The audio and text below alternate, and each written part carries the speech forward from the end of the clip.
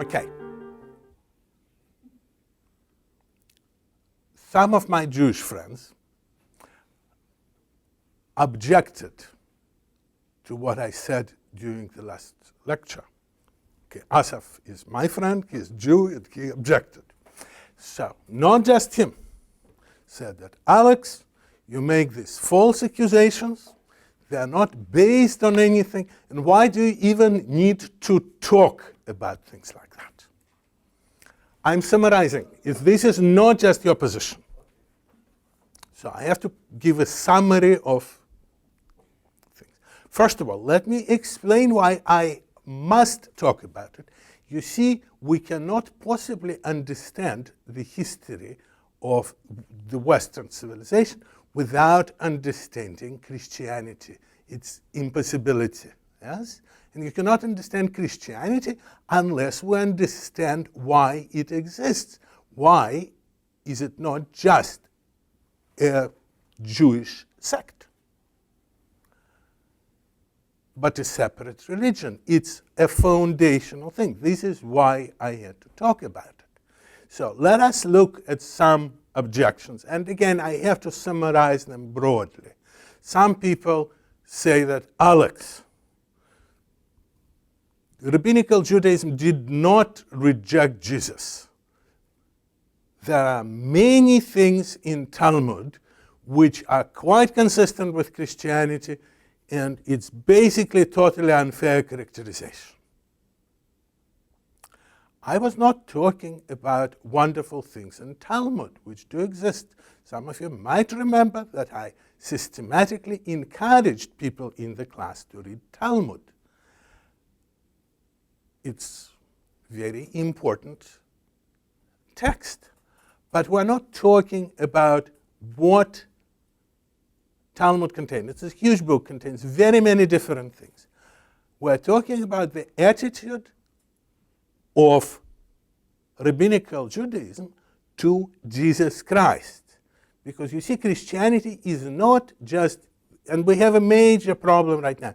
If you go to just about any Christian church and you ask people, and whatever denomination, what does it mean to be a Christian? A typical answer will be, oh, it means to be a good person and have values. Well, actually, no, it doesn't mean that. There are plenty good people. Some of them are my Jewish friends, who are good people and who have values. So it clearly doesn't mean that. And moreover, there are very many Christians who are bad people and have no values. This is a historical fact. So it's clearly not what Christianity means. So what does it mean to be a Christian? What does it mean? And if we look at historical Christianity, the word first, of course, appears in the Acts of the Apostles. When followers of Jesus in Antioch started being called, not themselves, but outsiders, started call them Christians. The name appeared in Antioch. Because prior to that, they were just literally a Jewish sect. So who were Christians? Christians were then and are now people who recognize Jesus Christ as the Lord, in some sense, as somebody who is the center of their faith. And you say, well, I mean, maybe Jews could recognize him as the center of their faith. I repeat, they cannot, and we shall see what it means. First of all, from the point of view of Rabbinical Judaism, Jesus Christ is utterly unacceptable.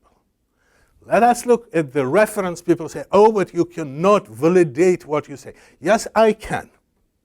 There is one of the greatest authorities on Judaism right now is Professor Peter Scheffer, right now emeritus at Princeton. He was the head of the Jewish Studies program, and right now the director of Jewish Museum in Berlin, a very famous new thing. And he published a few years back a book which I didn't refer to last time because I thought it would be too much, but I will have to bring it in, called Jesus in the Talmud. And people who want to, he is a scholar who went through Talmudic texts and figured out what does Talmud says about Jesus. This is the central sort of point of the question. And it's very clear that it judges Jesus very, very negatively. How negatively?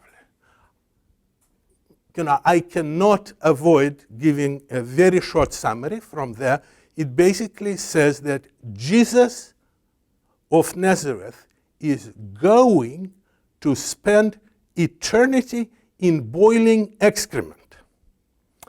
I would say it's negative. It's very clear that Talmud views him as the worst Jew ever. And in some sense, the only parallel among the Gentiles is Titus, Roman emperor, who destroyed the temple. So that will teach you to say, love your enemies. That's how you're going to end up. So this is Talmudic teaching, which has been accepted by the Jews for many, many centuries. The interesting fact, of course, that in the Middle Ages, I don't have to tell you that, but it's very, very curious, Christian churches, especially the Catholic Church, decided that it's really bad that they print this thing. So they started censoring Talmud.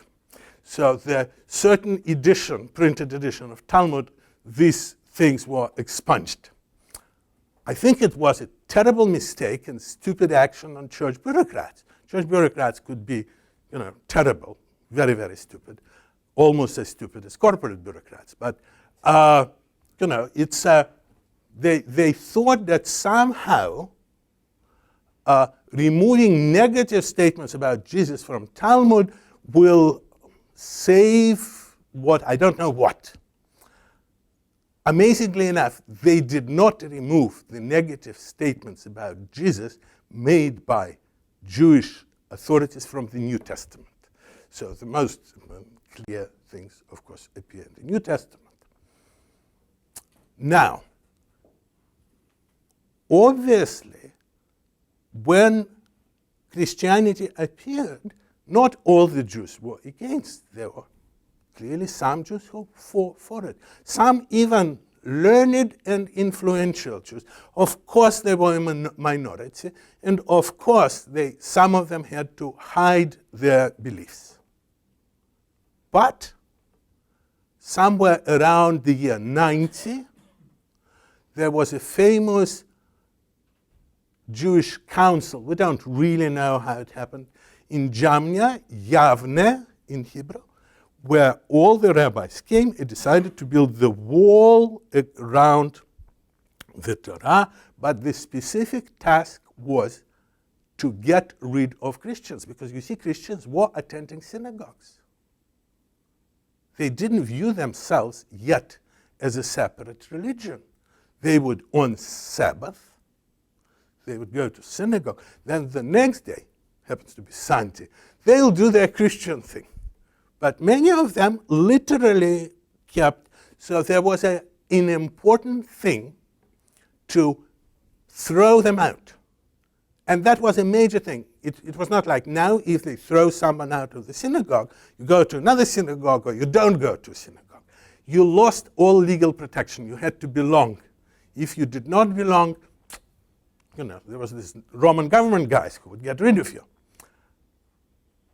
Now, and this is Talmudic evidence, they had sort of, how do we expose, they were outing. You remember the term outing? They were outing Christians. So how do we do that? We will take our most sacred prayer, which is known as 18 benedictions,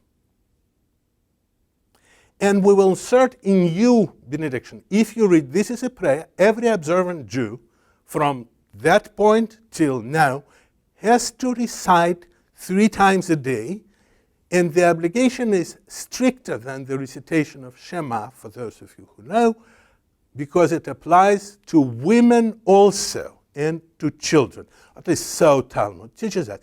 So nobody could escape. 3 times a day, you have to recite that. And they added a thing which says, Christians, we will talk about how it says it, Christians, Lord, destroy Christians now and erase them from eternity from the book of life. Yes, Ryan? So it's a terrible, terrible curse. It is called benediction, by the way. These are 18 benedictions, but the benediction asks for the destruction of minim and notzerim, Nazarenes. There is overwhelming historical evidence that Christians are meant. During Middle Ages,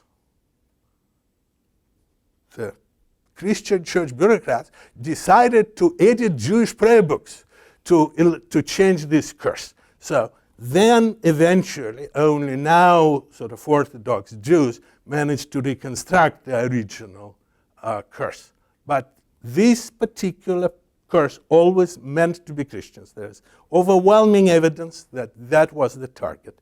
Destruction and erasure from the book of life. So you die now, and you will not live in the world to come. And you say, well, these were in the Middle Ages. Jews changed their opinion, and now you could accept Jesus being a Jew.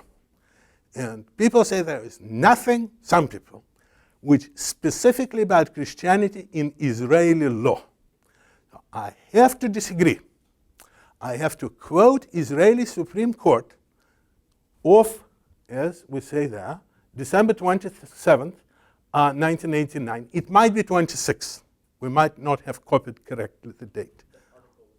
27, but yes. So the article, the decision was on 26. It was Supreme Court of Israel, the highest legal authority of Jewish people, as far as I could determine, which made the decision whether somebody who is Jewish and observant Jew, who recognizes Jesus as the Lord, could return to Israel under the law of return. Supreme Court, in this specific instance, not talking about anybody else's, absolutely not. And here I quote the exact word. The Supreme Court, interestingly enough, refused to release its decision. But certain quotes were, I don't know about Israeli law, but apparently you could have a 200-page decision and not release it to the public. But that's how it is. By the way, I'm just telling you what the New York Times reported. It is the newspaper of record in this country, and some people do not believe it's anti-Jewish. So New York Times reported the following exact quote from the proceedings. The Jewish people has decided during the 2,000 years of its history that Messianic Jews do not belong to the Jewish nation and have no right to force themselves on it.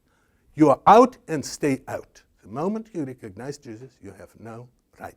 This is what apparently the Supreme Court says. People, of course, will say, well, but Christians did terrible things too. Of course they did.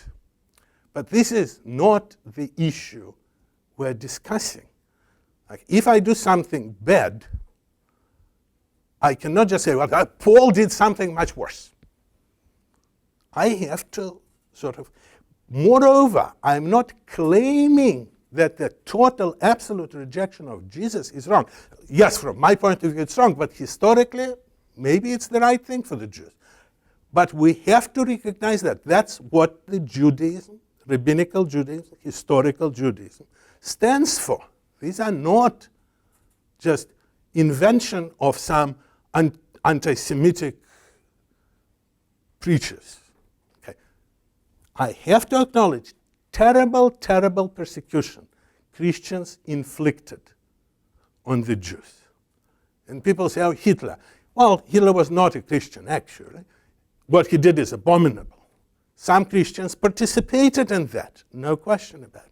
But there are multiple historical precedents when Christian nations, such as, say, Spain, in 1492, say Columbus, well, but it's not just Columbus, they decided to expel all the Jews and Muslims from Spain. Yes, they were fighting a terrible war of liberation for centuries. But after they won, they did something which is absolutely morally wrong. They said, everybody who is not a Christian must pack and go. This is 15th century. If you are a Jewish or Muslim shoemaker in Seville, it's not that easy to move, you know, guys. It's really, I mean, and there was no, what is called, sechnut. There was no Jewish agency to help to settle. It was a terrible decision. Many people had, we do not know how many died, but we know that lots of people were economically devastated by that. So the choice was, of course, converting to Christianity and staying. And maybe 10% of the Jews, we don't know how many, but many, converted. Were they sincere? Well, probably most of them were not. But, you know, if you bring a gun and say you have to believe something, you could say, yes, I believe, but you are not going to believe. We will come to this important point, that belief is not something you could force on people. So they were accepting Christianity, but then followed Jewish customs, and the Inquisition was introduced to fight bad Christians. So the claim that these were not Jews, were Christians, were technically correct. But of course, this was a terrible thing to do. There is just absolutely no justification for that. You say, oh, those are just Spaniards. Well, actually, no. These were not just Spaniards. Long before Spaniards, in 1290, 200 years before, English did exactly the same. Jews were wholesale expelled from England, basically because of the Christian greed, Christian king. If you expel them, you could keep what they have. You know, it's very often, by the way, Jewish persecution. In Spain, it was ideological, in a sense. This was not their money. And it was primary target were actually Muslims, and Jews were viewed as just, you know, Muslim hangers-on. But in case of England, it was just greed. And in many other places throughout Europe, these things were motivated by greed. Are there any excuses? No, it's terrible. When in 19th century, after Russia actually historically had no Jews, you might not realize it, but till the middle of 18th century, there are no Russian Jews. Well, this is not true. There are like 5 Jews which appear in Russian historical books, but clearly not Russian Jews, and there was sort of firm government policy not to let Jews in. When Leibniz suggested to Peter the Great to let the Jews come to Russia, which would have been good to Russia, by the way, Peter the Great said, well, it's untranslatable, "Мне жиды не нужны." I don't need kikes. You know, I mean, he was a very enlightened person by Russian standards, but no. Some of his best helpers were Jewish, but that's another story. He didn't want mass immigration. And then Russia gets the largest part of Polish kingdom under Catherine the Great.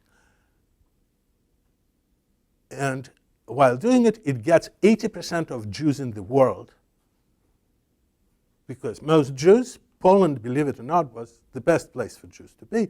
Now, however, they're absorbed into Russia, which never saw Jews, which doesn't know how to handle Jews, and which starts with all kind of rather idiotic, especially for the time, attempts to separate the Jews. This is going on while the entire Western Europe moving in the other direction. Jews are emancipated. Russia introduced all kind of legal barriers.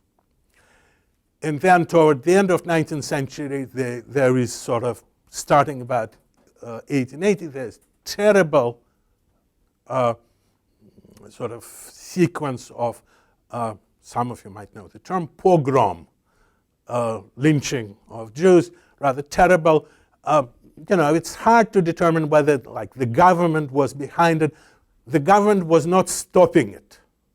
Right? It was mostly organized by local volunteers, But you see, if you go and say you could go kill somebody, trust me, I mean, you will find volunteers. Well, in any society, that's the sad nature.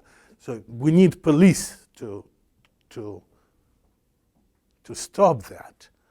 Police was not stopping, and lots of Jews perished. That started the immigration of Jews, by the way, to the United States. They were scared. So it's very clear that any attempt to discriminate against the Jews, much less killing them, is unacceptable. We have to everybody has to agree. But we have this history again. The important thing which I'm trying to say, that all the religious traditions with which we are facing deal with this tradition of violence. This is not specific to Christians. As a matter of fact, if you look at what New Testament says about it, when Jesus Christ is crucified, and when Jewish leaders come and say, "Why, you come down from the cross if you're, so powerful. Show yourself." What does he say? Very explicitly, "Father, forgive them, for they know not what they do." Right? So this is the only acceptable Christian response to whatever they write in Talmud. "Father, forgive them, for they know not what they do." When Paul, we'll be talking about Paul, that was supposed to be a lecture about Paul, but I had to address all of the unpleasant issues. So when we talk about Paul, greatest Christian missionary, and of course, a Jew from the tribe of Benjamin. He was Saul. He was named after another great member of the tribe of Benjamin, yes? So when he, in his letter to the Romans, talks about the Jews, there's a long section from the 9th to 12th chapter, sort of covering all aspects of what to do with the Jews. He is very, very explicit. First of all, he says, did God reject his people? By no means. That's what he says. By no means. And he goes to unbelievable say, I'm willing to be cut off from eternal life for the sake of my people, only if I could change their mind. They are still chosen. Prophets are from them, and the Messiah, the Christ, is from them. That's what he says. You could check. It's available even on the web. Letter to the Romans. Yes. So, and then he continues. This is not all. He says, you should not be proud. He's talking to Gentiles because Jews wouldn't talk to him. So he is writing to Roman Christians. By that time, there are some Jews among them, but mostly Gentiles. So he says, you shouldn't be proud because, you are this wild olive which was grafted on cultured, domesticated olive. That's what you are. And of course, the olive is still the olive. And then he makes a very, very strong statement.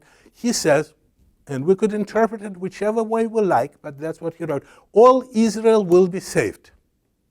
Huh? We don't know how. But you say, but Christians didn't listen to him? Of course Christians didn't listen. They didn't listen to Jesus Christ, still do not. But we have to look at what the texts say. Again, I ask you to look. So we have to deal with this terrible legacy, which we all have to face, of violence. And the legacy goes back very, very far. The Bible, the Old Testament, is full of terribly violent stories. It's not just the stories about Amalek and Herem. There is general attitude of, if somebody is not with us, he's against us. If somebody has this nice tree on the top of the hill and he thinks that this is divine tree, what should we do? We should chop it and we should put dead bones on top of it. That's a good thing to do. By the way, you say, oh, only ancient Jews did it. No, it's not just ancient Jews. Christian saints used this thing in their missionary activity. Let us go and cut a sacred tree. Let us go and break the idol. I see dancing Shiva. What should I do? I should go and break it. No, I actually shouldn't. You say, but this is false religion. Maybe it is, but it's not. We have, if we are to survive, we have to stop breaking other people's idols, even if they're false idols. We might be certain that they're false idols, but we have to understand that they are, I don't see any, yes, Hindu, yes or not?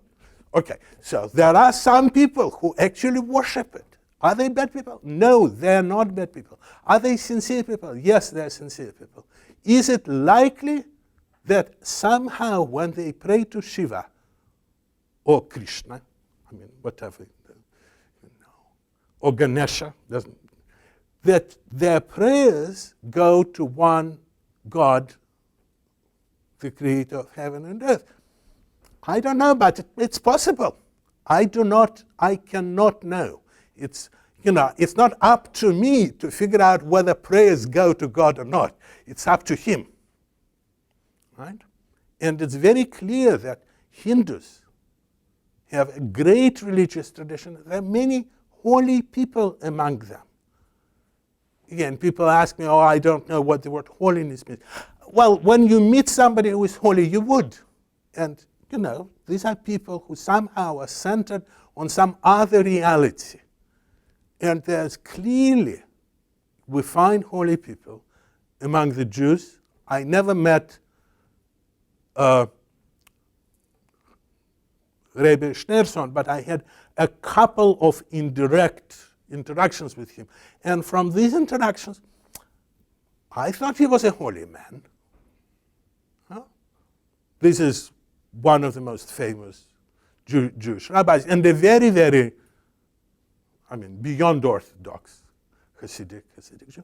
There were very signs of spirituality in these interactions, which you seldom find in any religion. Yes? I encounter in, I am not advocating, by the way, Alex now is advocating religious syncretism. Far from it. What I'm saying, I'm advocating tolerance. We have to stop killing each other. And right now the time is short. We have to stop saying that Jews are evil. We have to stop saying that Muslims are evil. And I say, nobody says that. People tell me that. Now I hear that. There is this I'm much more concerned about anti-Muslim attitude than anti-Jewish. From practical, no, do not misunderstand me. Anti-Jewish sentiment is terrible, but I do not encounter it now. Right? I actually do not meet anti-Semitic people at A9. The anti-Muslim attitude I hear often. I find it's terrible. We cannot, by the way, are there bad Muslims? Oh yes, guys, there are bad Muslims. As I just postulated, there are bad Christians. I met personally bad Christians. By the way, there are probably even bad Jews. We were discussing with Asaf this morning. There is this story which he missed in the newspapers. There is an Israeli rabbi who says that there is solid, definite rabbinical justification for burning Christian churches. He says that Rambam, great Moses Maimonides, demands that any idol-worshipping place, which Christian church is according to Maimonides, has to be burned. And people argue, but do you know what? He's actually right. I mean, I'm not saying he's right that Christian churches should be burned, but Maimonides does say that. So people have to face, what do we do when our sacred texts demand doing things like that? There are followers of this rabbi which apparently do burn Christian churches in Israel. This is not, it's one of the oldest Christian churches, the Church of Bread and Fishes, was burned about 2 months ago. And people were very proud that they did it because they were following the law. Again, I wish, and again, I'm not singling out anybody who does that. When a similar message came from the chief Muslim cleric in Saudi Arabia who said that Christian churches need to be burned, it's reprehensible. We have to become tolerant or we will perish. This is not, and the notion of tolerance, you say, and this is the advice of our atheist friends, especially these new atheists, let's abolish religion and then we will live like brothers. People tried. They tried in, for sure in 1793 in France. Instead of Christianity, they introduced religion of reason. And to inaugurate it, they put a naked prostitute on the altar of Church of Notre Dame in Paris. Somehow this idea of putting naked prostitutes someplace is central through history. It happened many times. I don't know what it signifies, but, apparently it's a good thing. And then they started chopping heads and committing all kinds of atrocities. It wasn't really brotherly love. Then in 20th century, we had abolition of religion. I came from a place where they abolished religion. Trust me. And it was all scientific. It didn't, very few people would claim that brotherly love was what obtained. So it does not, we have to somehow find a way. Abolishing religion, I do not believe is the way. It was tried. And atheism as such does not abolish the most fundamental evil from all of this is what comes. Because you see, if you really eliminate God from the picture, you start believing other things, you immediately create other idols. They could be object-oriented programming. So, Alex, you're joking. No, actually, I'm not joking. When I was working, it happened to me multiple times. For example, when I was working at HP Labs, I was told by one of my colleagues that you should not be employed here. This is an object-oriented organization. And I wasn't. I moved to work on disk drives. Much less religion there. People are prepared. The language wars are quite equivalent to religious wars in terms of hatred, you see. Moreover, right now we're reaching another level. Since we abolished religion, we live in sort of vacuum.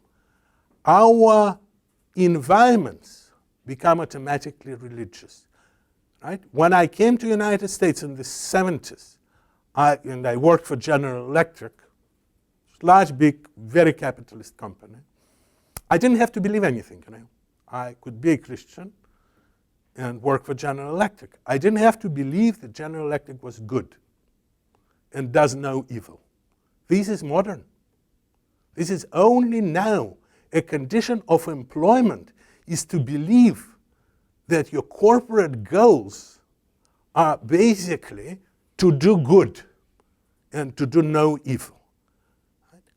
If I am to join Google, I'm to believe that the messiahs they have two messiahs, but that they are the messiahs, and I have to take them seriously. Yes? And they do, idol worship. Go to Google, or not just Google. Some other companies pride themselves on being peculiar, abolishing moral values. We don't have to treat people in the way old religions told us to treat people. We have to make them peculiar. And we do. So let me tell you, the danger of idol worshipping is like I was talking about Amalek. That's the Amalek. That's the real Amalek. We do keep this sort of going along with these new religions, because people follow whatever idols, When Aaron built this golden calf, guess what most Jews did in the desert? That's why when Moses was talking to God, all Jews started dancing around happily. Because that's what people do, all of us. If the crowd goes this way, I have to go this way. It's very hard to resist. Now, I'm going to say something which might surprise some people. I claim that the United States is a special country.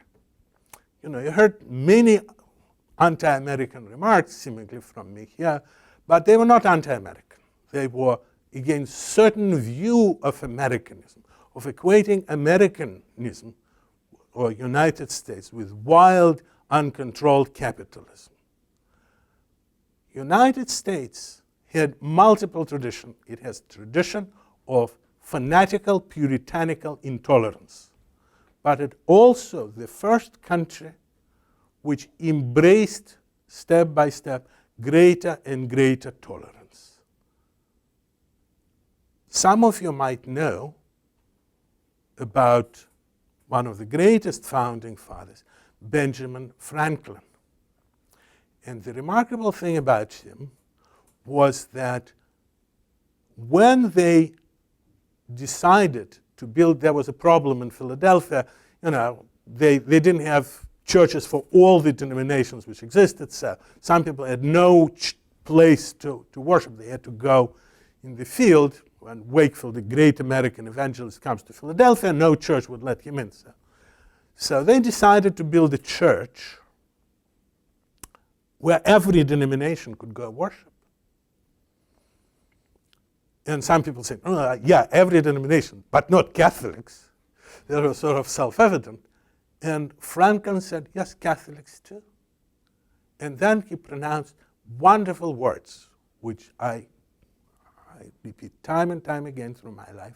He said, even if the Mufti of Constantinople, the chief Muslim cleric in the world, will send somebody to preach to us, we have to invite him to preach in this church and go and listen to him. I think it's wonderful. I'm not advocating that we convert, but I do advocate that we follow Benjamin Franklin and not the people who were sort of exterminating Amalekites. As they were doing, there are always two tendencies, but in this country there's a great, great history of tolerance. It's quite wonderful. Yes? And by the way, he, as a matter of rule, would contribute to every church construction in Philadelphia, whatever denomination. And when they were collecting money for the construction of the first synagogue, he contributed a generous amount for the construction of synagogue. I think it's fabulous. And when he died, ministers, priests, and rabbi, just one, but there is only one, followed in the procession. And I think it's wonderful. Again, I think this is something which makes United States special. This, by the way, this is just one tendency, but it's a wonderful tendency. And that's what we need to build up here, and I hope in the rest of the world.